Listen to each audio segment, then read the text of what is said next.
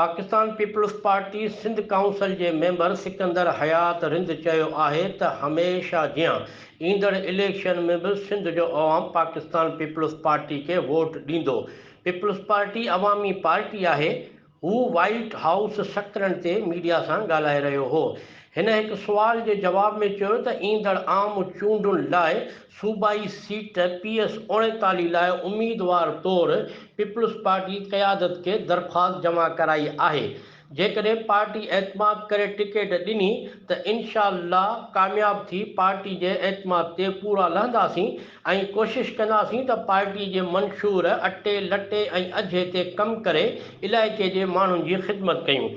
हिन इहो बि चयो त हिन वक़्तु सकरंड शहर तोड़े आसपास में अमन अमान जी सूरत हाल बहितर नाहे।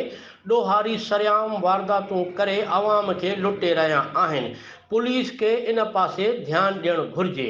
इन मौक़े ते पीपल्स पार्टी जो सीनियर अॻवान नूर अहमद लाखो, गुलाम हैदर सोलंकी, शौकत अली शेख ऐं राजा वसीम सोलंकी पिणु मौजूदु हुआ।